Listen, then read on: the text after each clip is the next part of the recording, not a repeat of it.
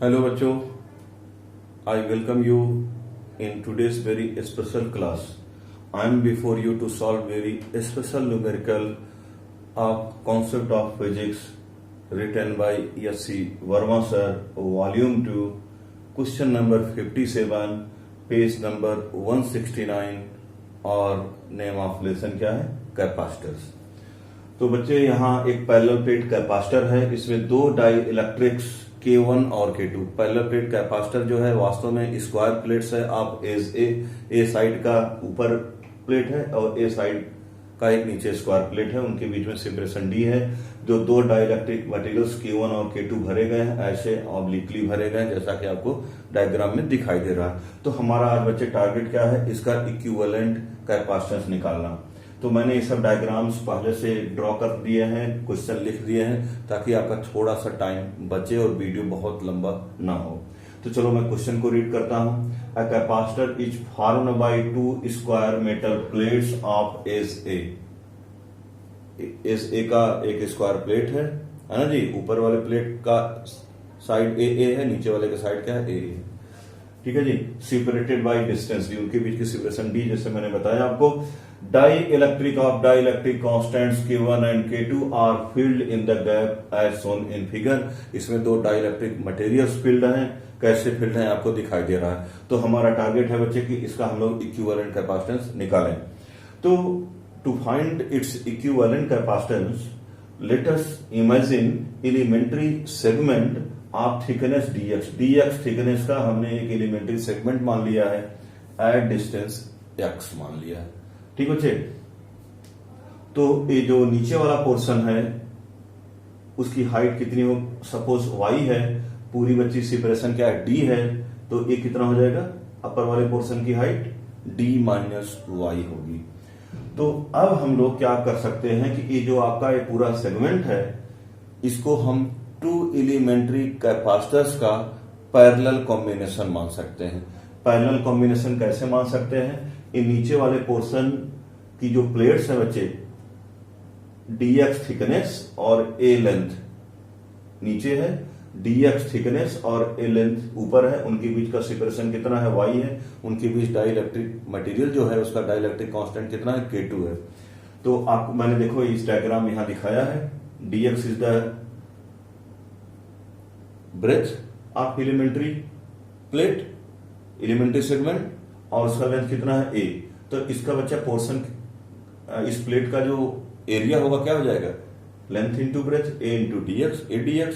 तो a dx की एक स्ट्रिप ऐसे, a dx की एक स्ट्रिप y सेपरेशन के साथ ऊपर, है ना जी। तो और फिर ऊपर वाले पोर्शन को देखिए, ये भी एक एलिमेंट्री कैपेसिटर बनाएगा जिनके प्लेट्स के बीच का जो सेपरेशन होगा कितना होगा? d minus y. देखो मैंने डायग्राम में d माइनस वाई दिखाया है। इसके प्लेट्स का जो ब्रेथ, इनके प्लेट्स के का जो ब्रेथ है वो कितना होगा? dx। लेंथ कितना होगा? a। तो definitely a dx will be the area of this elementary capacitor. ठीक है। और यहाँ डाइलेक्ट्रिक नीचे वाले पोर्शन के करस्पॉन्डिंग डाइलेक्ट्रिक K2 है, ऊपर वाले पोर्शन के करस्पॉन्डिंग डाइलेक्ट्रिक कितना है जी? K1 है। तो चलिए, a हाइट बच्चे y है, a x है, a d है, और पूरा यहां से आता क्या होगा? a होगा। जब बच्चे आपने इसको x मान लिया, पूरा a है, तो a कितना बचेगा? a minus x, a portion. ठीक है। चलिए सिमिलरिटी का कॉन्सेप्ट लगाते हैं। तो वी हैव, वी पहले नीचे वाले पोर्शन के लिए लगाइए, y by x equal to d by a। तो व्हाट विल बी y क्या होगा? dx, xd लिखो ना, dx में कंफ्यूजन हो जाएगा, xd बाई a। इसको बॉक्स में बंद करिए। और फिर अपर पोर्शन के लिए एकदम यही सिमिलरिटी की कंडीशन होगी। ये जैसे y था तो क्या हो जाएगी? d minus y by x। What will be x? अब यहाँ x से करस्पॉन्डिंग क्या होगा? यहाँ a minus x equal to d by a। आप चाहें तो बेटे ना यहाँ आप थीटा मान लो, यहाँ थीटा मान लोगे तो tan theta perpendicular by base इस बड़े वाले ट्रायंगल में, फिर tan theta perpendicular by base छोटे वाले ट्रायंगल। ये एंगल थीटा पर, यहाँ भी थीटा, इस छोटे से ट्रायंगल पर tan थीटा लगा दो, परपेंडिकुलर बाई बेस, बेस कितना होगा आपका a माइनस एक्स, और फिर बड़े वाले ट्रायंगल में लगा दो, इसमें tan theta equal to perpendicular d by base a। तो tan थीटा के इक्वेट कर दो, we will get these relations. तो अब बताओ d माइनस वाई कितना, what will be d minus y? d minus y बच्चे क्या होगा, a minus x into d by a. ठीक है, इसी रिलेशन का हम लोग इस्तेमाल करेंगे। तो चलिए, जो अपर एलिमेंट्री कैपेसिटर है उसके कैपेसिटेंस की वैल्यू लिखते हैं। तो वी हैव DC1, मान लो इस कैपेसिटर का जो कैपेसिटेंस है DC1 मान लो, एलिमेंट्री इसलिए D लगा रहा हूं। DC1 के क्या फार्मूला था, के A epsilon naught by D, general formula book सब लोग जानते हैं। तो DC1 कितना हो जाएगा, K1 ए कितना होगा ADX, मैंने जो अभी बताया कि area plates will be ADX, K1 के ए हो गया, ए कितना हुआ ADX area, epsilon naught by d, what will be d, separation कितना भैया d माइनस वाई। तो d माइनस वाई की वैल्यू लिख दो, क्या हो जाएगा K1 ADX epsilon naught, d minus y की वैल्यू आप यहां से लिखेंगे, क्या लिखेंगे a minus x d by a, या बच्चे a इसके साथ क्या हो जाएगा इंटू हो जाएगा, तो क्या हो जाएगा K1 A square epsilon not dx by a minus x D. ये क्या हो गया बच्चे आपका DC1। चलिए इसे आप इक्वेशन 1 बना दो। चलो सिमिलरली नीचे वाला जो आपका एलिमेंट्री कैपेसिटर है उसकी कैपेसिटेंस इसी तर्ज पर लिखिए, क्या हो जाएगा DC2 के कितना, K2 area plates ADX epsilon के ए एप्सिलॉन नॉट वाला फॉर्मूला है बाई सेपरेशन बिटवीन के A epsilon naught by D, D कितना है यहाँ y है, तो y की वैल्यू लिख दो यहां से।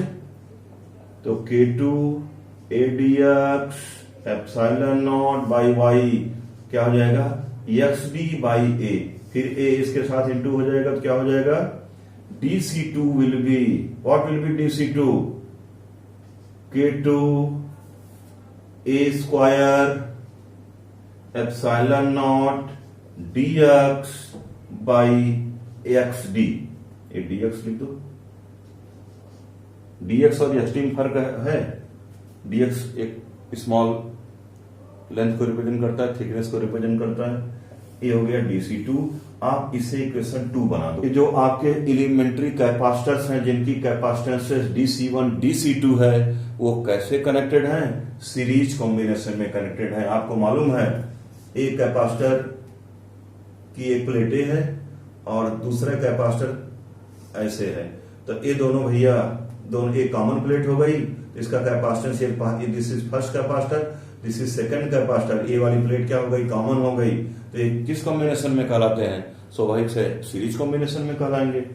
तो चलिए अब इन सब का हम क्या निकालते हैं, इक्विवेलेंट कैपेसिटेंस, किसका DC1 DC2 का सीरीज कॉम्बिनेशन में इक्विवेलेंट निकालते हैं।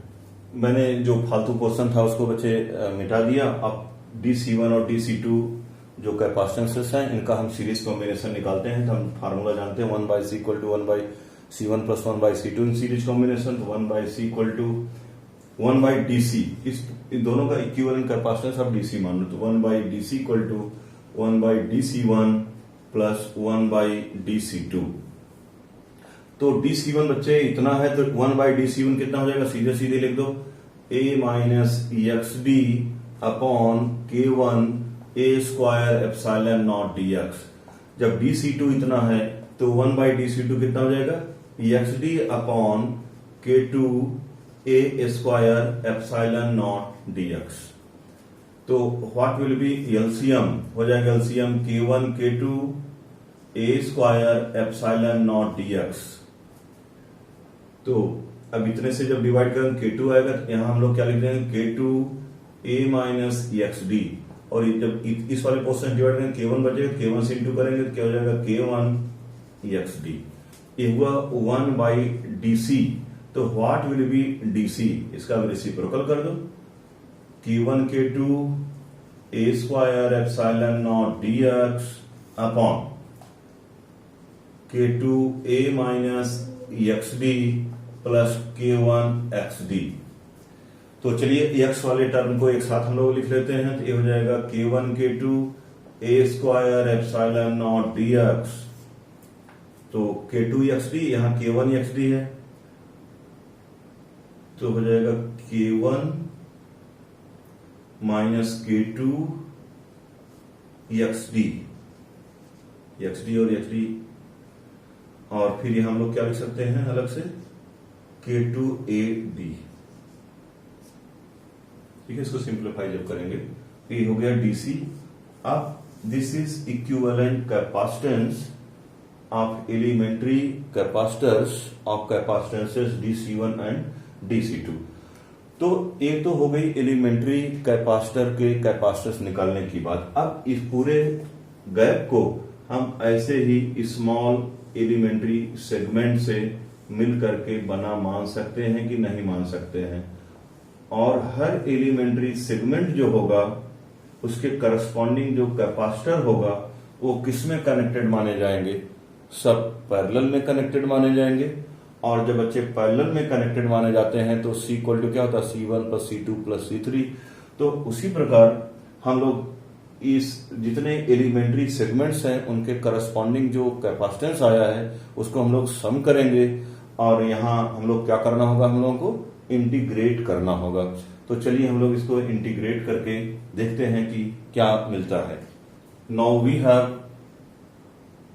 Capacitance of given arrangement will be what, C equal to integration dc from, ये पहला एलिमेंट जो है 0 डिस्टेंस पर है, लास्ट वाला कितने पर है, a डिस्टेंस पर, 0 टू a dc।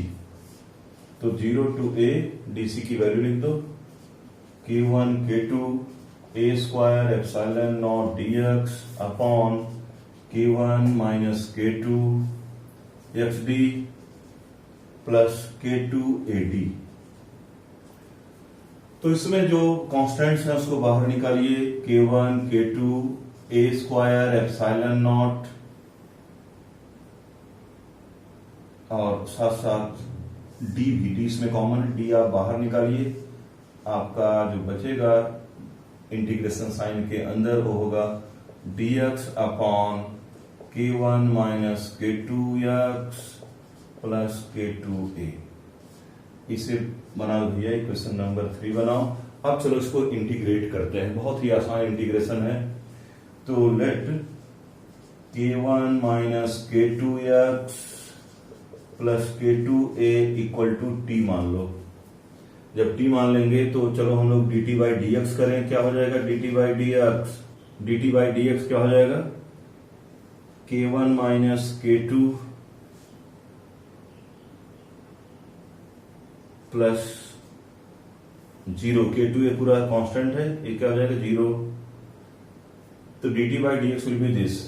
तो what will be dx, dx के प्लेस पर हम लोग क्या लिख देंगे, dt upon k1 minus k2 at place of dx, dt upon k1 minus k2 हम लोग लिखेंगे।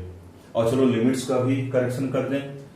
व्हेन x इज 0, जब x 0 होगा तो लोअर लिमिट क्या होगी, व्हेन x इक्वल टू 0, जब x 0 होगा, चलो x इसमें 0 रखो, तो लोअर लिमिट क्या हो जाएगी k2a। And when x equal to a, जब x a होगा तो माइनस k2a से कैंसिल हो जाएगा, तो when x equal to a then upper limit आपकी क्या हो जाएगी k1a। We have c equal to कितना होगा बोलो, k1 k2 a square epsilon naught by a। इतना तो हो गया, आपने इतने को t मान रखा, k1 minus k2 plus k1 minus k2 x plus k2 को t मान रखा है। तो यहाँ लगाओ इंटीग्रेशन। अब लिमिट्स भी चेंज हो गई हैं, लिमिट्स बचा क्या हो गया, lower limit is k2a, upper limit is k1a, और dx के प्लेस पर हम लोग क्या लिखेंगे dt by k1 minus k2, और जो डिनोमिनेटर था उसको वहां क्या था जी t था। अब k1 माइनस k2 को भी इधर ही कर दो, तो k1 k2 a square epsilon naught by d, और यहां हो जाएगा k1 minus k2 K1 minus K2, यहां लिखो K2a, here K1a upper limit dt by T. तो 1/x dx सब लोग जानते हैं 1/x का इंटीग्रेशन log x होता है। तो हम लोग इसको बच्चे लिख सकते हैं K1 K2 a square epsilon naught d K1 minus K2। अब यहां क्या हो जाएगा log t at base e और इट विल बी K2a, यहां क्या हो जाएगा K1a। चलो लॉ का कॉन्सेप्ट आप लोगों को मालूम ही होगा, K1 K2 a square epsilon naught d by d into K1 minus K2। चलो यहां मैं क्या लिखूंगा, टी की जगह at place of T upper limit log T की प्लेस पर क्या लिख देंगे K1a, और इस टी के प्लेस पर फिर हम लोग क्या लिखेंगे माइनस कर K2a, तो हो जाएगा लॉग K2a एट बेस ई। तो हम लोग सब जानते हैं log m minus n log m by n होता है। log m माइनस n क्या होता है जी, log m बाई n। तो we have K1 K2, next step में क्या होगा a square epsilon naught by d K1 minus K2 log m minus log n बच्चे क्या हो जाएगा log m बाई n। तो log K1a बाई K2a, आप लिमिट ओ बेस जो है e लगा दो, तो a क्या होगा कैंसिल हो जाएगा। तो बच्चे आपका सॉल्यूशन बन के तैयार है, वो क्या हो गया C equal to K1 K2 a square epsilon naught d K1 K2 a square epsilon naught by d K1 minus K2 log K1 by K2। तो बच्चे हमारा जो फाइनल कैपेसिटेंस आया वो कितना आया, C equal to K1 K2 a square epsilon naught by d K1 minus K2 log at base e K1 by K2। log को हम लोग log to the base e को ln भी लिखते हैं। तो this is answer of this very good question. तो इसको बच्चों यदि हम प्रैक्टिस करेंगे बढ़िया से तो will be fluent to solve this numerical and this type of numericals. Thank you, wish you all the best, happy learning.